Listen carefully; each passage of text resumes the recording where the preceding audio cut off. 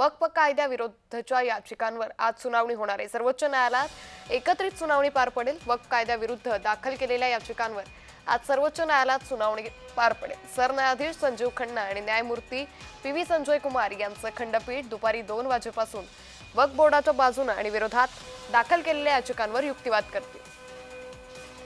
या संदर्भात अधिक माहिती घेऊयात आमचे प्रतिनिधी चेतन किर्दत यांच्याकडून। चेतन, आज वक्फ कायद्याविरुद्धच्या याचिकांवर सुनावणी पार पडणार आहे, काय अधिक अपडेट?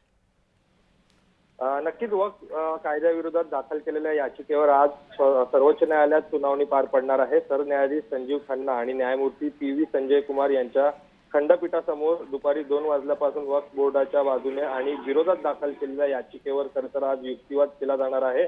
सरन्यायाधीशांच्या अध्यक्षतेखाली खंडपीठासमोर फक्त 10 याचिका दाखल झाल्या असल्या तरी धार्मिक संस्था, खासदार, राजकीय पक्ष आणि राज्यांनी वक्फ कायद्याविरोधात 70हून अधिक याचिका दाखल केल्या आहेत आणि याच याचिकांवर आज दुपारी 2 वाजता युक्तिवाद जो आहे तो पार पडताना आपल्याला पाहायला मिळणार आहे।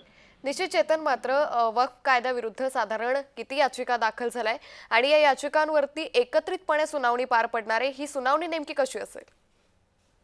नक्कीच आपण पाहिलं तर 10 याचिका ज्या आहेत त्या दाखल झालेल्या आहेत। मात्र धार्मिक संस्था असतील, खासदार, राजकीय पक्ष काही आहेत आणि राज्यांनी वक्फ विरोधात 70हून अधिक याचिका ज्या आहेत त्या दाखल केल्याची माहिती जी आहे ती समोर येते आहे आणि वक्फ बोर्डच्या बाजूने आणि विरोधात ज्या याचिका आहेत यावर एकत्रित सुनावणी जी आहे ती आज पार पडताना पाहायला मिळणार आहे। यामध्ये जोरदार युक्तिवाद जो आहे तो दोन्ही पक्षांकडून आपल्याला होताना पाहायला मिळणार आहे आणि वक्फ बोर्ड कशा पद्धतीनं लादलं गेलेलं आहे यावर देखील एक मोठा युक्तिवाद जो आहे तो आज होताना आपल्याला पाहायला मिळणार आहे।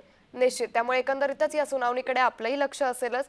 तुर्तास धन्यवाद चेतन, आपण दिलेल्या सविस्तर माहितीसाठी।